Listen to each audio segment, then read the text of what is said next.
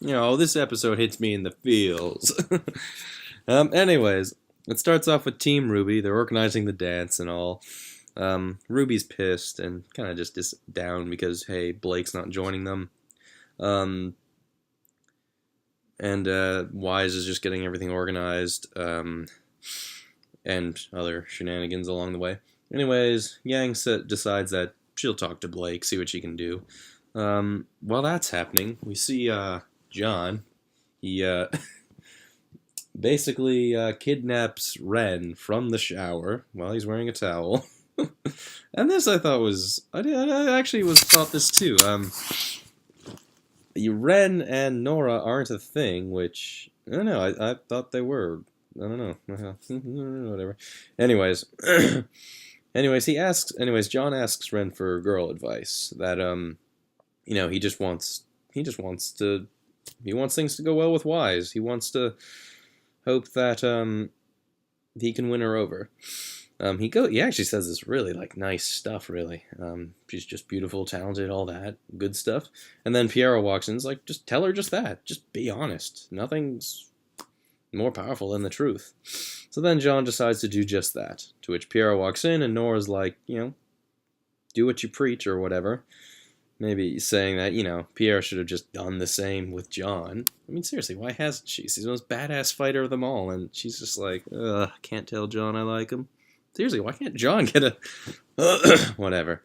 Anyways, he plans to do just that, but he gets his heart broken again. He sees Wise ask Neptune, and yeah. Though we don't actually get an answer to that. I don't know. Yeah, we don't actually see if she says yes, if Neptune says yes or no. Because then we actually go to the dance, and we see that Wise isn't actually with anyone. And John isn't there either.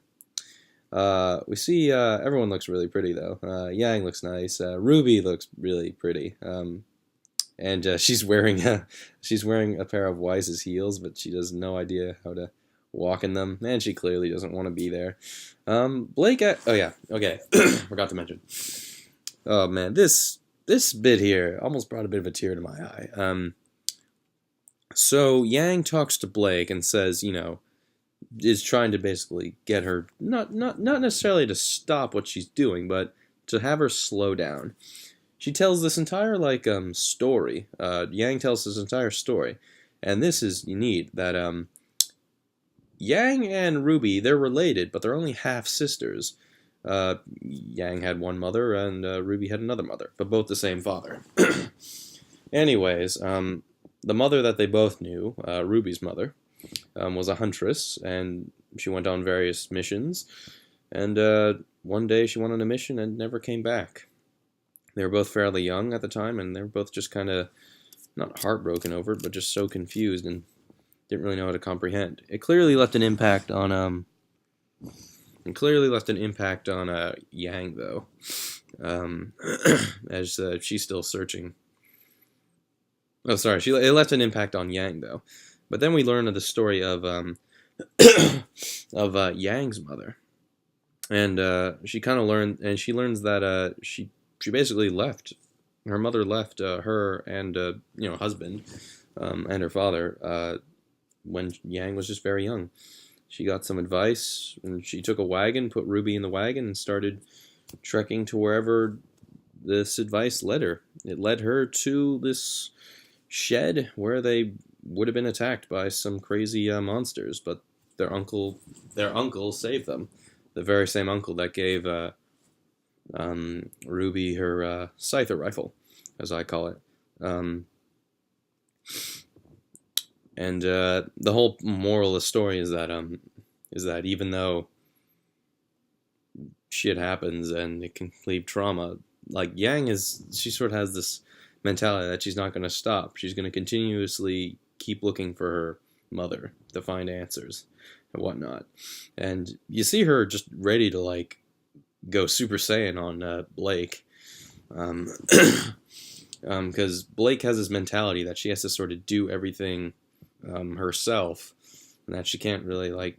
It's almost like she can't trust her friends, almost not rely on her friends. It actually reminds me a lot of in excuse me, in Last Airbender, Avatar: The Last Airbender, the show, not the movie. The very first episode of Book 3, where Aang, he learns that he is presumed dead, and he has this mentality that he has to do everything himself. Blake is under this notion that she has to do everything himself, to where Yang makes the point saying, look, if Roman burst through that door right now, how would that end? If it's just you and him, you'd most likely lose. And it's like Yang starts pushing her. It's just like, you can't even beat me. And then it looks like they're just about to go at it. Then Yang just you can see in Yang's eyes, they turn red. Like she's ready to go at it. But then she hugs Blake, saying, I'm not asking you to stop. I'm asking you to slow down. And just one of those moments, I was like, whoa, wow. I got a bit emotional. I got a little emotional there. I just thought it was a great moment. I like the story. The thing with the story she tells, it's not like the animation, the same type of animation, or the animated adventure type animation. It almost looks like kind of storyboard style. They just kind of like little like scribbles almost, like very detailed scribbles, like concept art really.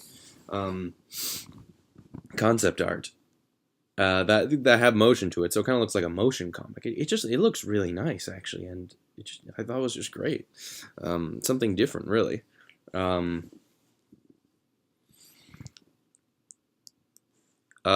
so yeah, then Blake actually decides to go to the dance, and she looks really really beautiful. She goes with Sun, though.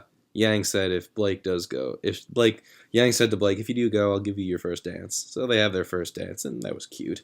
We actually see the Dean as well, Oz. Ruby's just not having very fun at all. I don't know if she has a date, and dances just really aren't her thing. But Oz says, dancing and fighting, they're kind of the same thing. Two opponents, interlocked. Though, on the dance floor, one bad move and might lead to a sprained foot or a swollen ankle or something, or a swollen foot or a sprained ankle or whatever.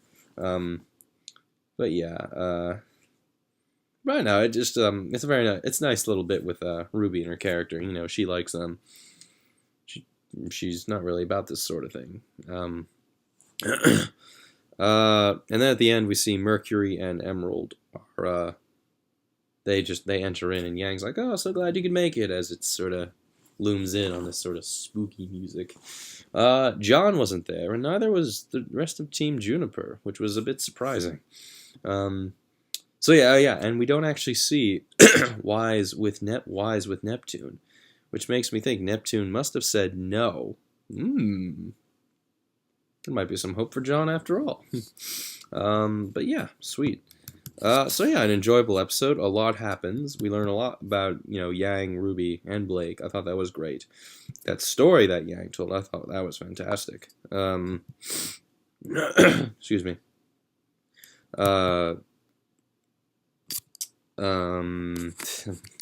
Confused here. I like the bits with John. I'm curious to see where that's gonna go. Come on, just get with Piera already. I'm like, jeez, now I know what it feels like to be an anime fan.